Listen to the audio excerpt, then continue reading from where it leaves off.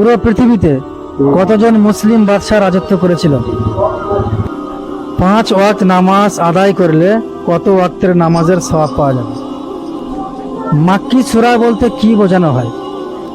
জুমার দিনে গোসল করার বিধান কি? জুমার দিনে শুক্রবারে গোসল করা কি ফরজ, ওয়াজিব, সুন্নত না নফল?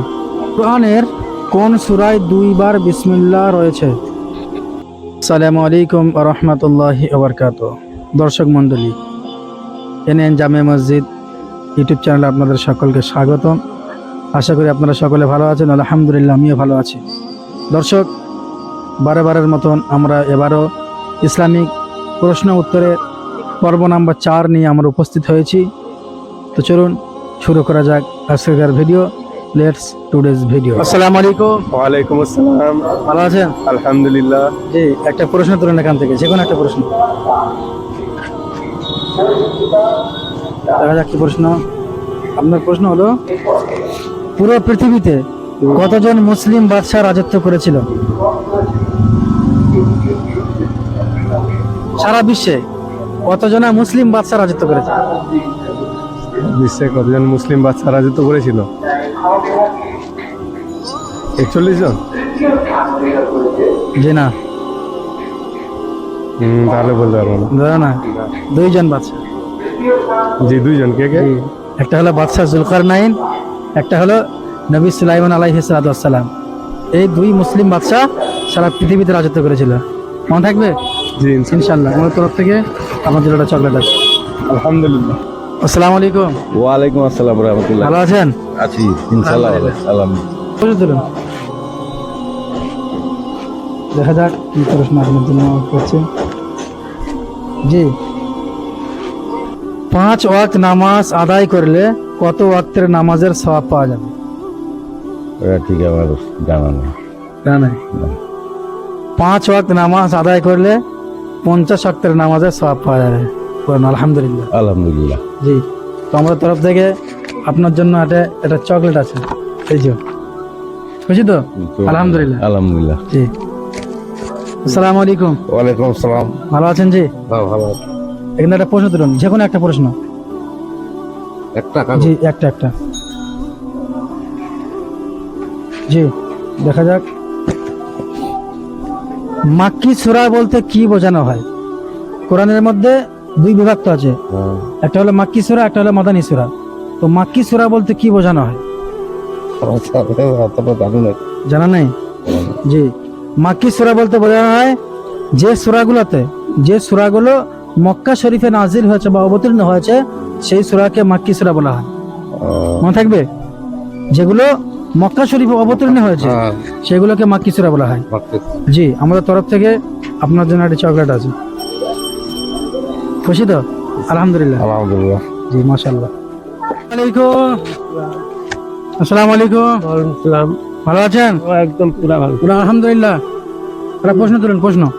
কি বল? যে কোনো একটা প্রশ্ন তুলুন না। এখন ইসলামিক প্রশ্ন, ইসলামিক। আরে ইসলামিক না না তুলুন না, শিখবেন কোন জিনিস শেখার আছে। আরে কি শিখবো? আপনার প্রশ্ন, জুমার দিনে গোসল করার বিধান কি? জুমার দিনে শুক্রবারে গোসল করা কি ফরজ, ওয়াজিব, সুন্নত না নফল? জুমার দিনে গোসল করা কি ফরজ? জি না, উত্তর ভুল। উত্তর হবে জুমার দিনে গোসল করা সুন্নত। কি? জুমার দিনে গোসল করা সুন্নত। জি, আমাদের তরফ থেকে আপনার জন্য চকলেট। আসসালামু আলাইকুম। ওয়ালাইকুম আসসালাম। ভালো আছো বাবু?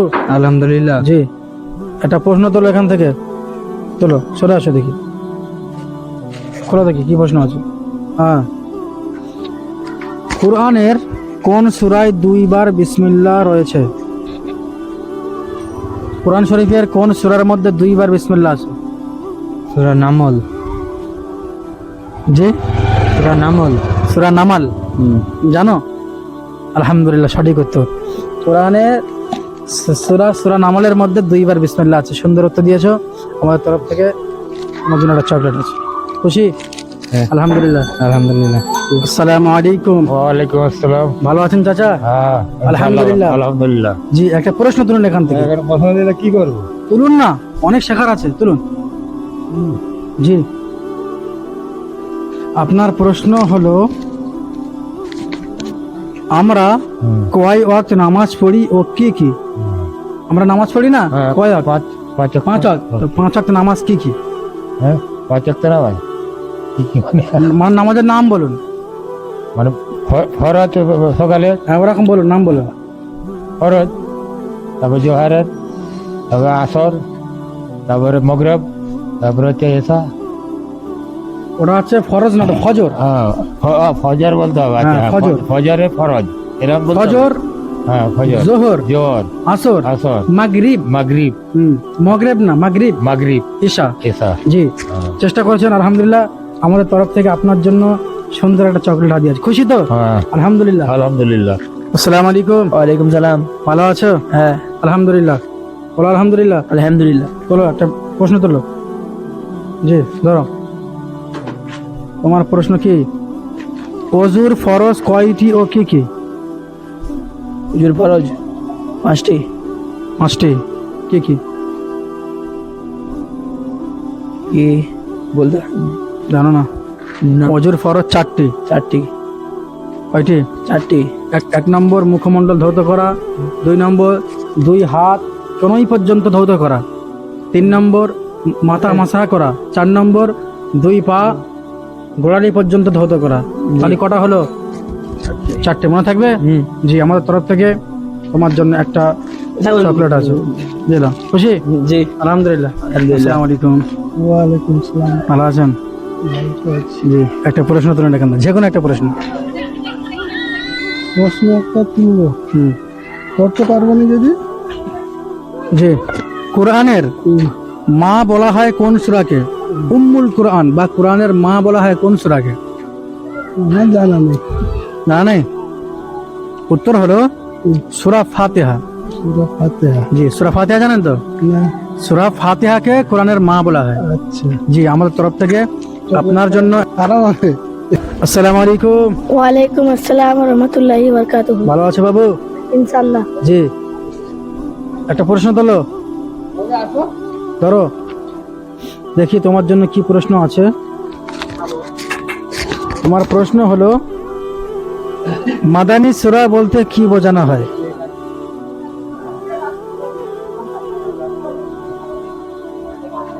কোরআনের 114টি সূরা 2 ভাগে বিভক্ত, একটা হলো মাক্কি, একটা হলো মাদানী। তো মাদানী সূরা বলতে কি বোঝানো হয় জানো? জি না। জানো না? না। মাদানী সূরা বলতে বোঝানো হয় যে সূরাগুলো মদিনাতে নাজিল হয়েছে বা অবতীর্ণ হয়েছে, সেই সূরাকে মাদানী সূরা বলা হয়। মনে থাকবে? হ্যাঁ। জি, আমাদের তরফ থেকে তোমার জন্য একটা চকলেট আছে। খুশি? জি আলহামদুলিল্লাহ। আলহামদুলিল্লাহ। আসসালামু আলাইকুম। ওয়ালাইকুম সালাম। ভালো আছেন? ইনশাআল্লাহ। আলহামদুলিল্লাহ। বলুন আলহামদুলিল্লাহ। আলহামদুলিল্লাহ। একটা প্রশ্ন তুলুন, যে কোনো একটা প্রশ্ন। প্রশ্ন আমি আপনার প্রশ্ন হলো পবিত্র কোরআনে কয় ভাগে বিভক্ত? পবিত্র কোরআনটা 30 পারা, তো 30 পারাটাকে কয় ভাগে ভাগ করা হয়েছে? কয় ভাগে? জি, কয় ভাগে? অপশন দেব? দেন। 6 ভাগে, 2 ভাগে, 4 ভাগে। আচ্ছা, বলুন, পারবেন না? পবিত্র কোরআনটাকে 2 ভাগে বিভক্ত করা হয়েছে। কয় ভাগে? 2 ভাগে নাকি? 2 ভাগে। মনে থাকবে ইনশাআল্লাহ? চলো। জি, আমাদের তরফ থেকে আপনার জন্য একটা চকলেট আছে। বাবা রে বাবা। খুশি? আলহামদুলিল্লাহ। আলহামদুলিল্লাহ। আসসালামু আলাইকুম। ওয়ালাইকুম আসসালাম ওয়া রাহমাতুল্লাহি ওয়া বারাকাতুহু। ভালো আছেন বাবু? আলহামদুলিল্লাহ। জি, একটা প্রশ্ন তুলুন, দেখা যাক কি প্রশ্ন। কোন সূরাটি একবার পাঠ করলে 10 খতমের সওয়াব পাওয়া যায়? সূরাটি জি, কোন সূরাটি একবার তেলাওয়াত করলে 10 খতমের সওয়াব পাওয়া যাবে? এটা তো জানি জানা নেই? না। সূরা ইয়াসিন। সূরা ইয়াসিন। জি, সূরা ইয়াসিন একবার পাঠ করলে 10 খতমের সওয়াব পাওয়া যাবে। যাক, আমাদের তরফ থেকে আপনার জন্য একটা চকলেট আছে। খুশি? আলহামদুলিল্লাহ। মাশাআল্লাহ।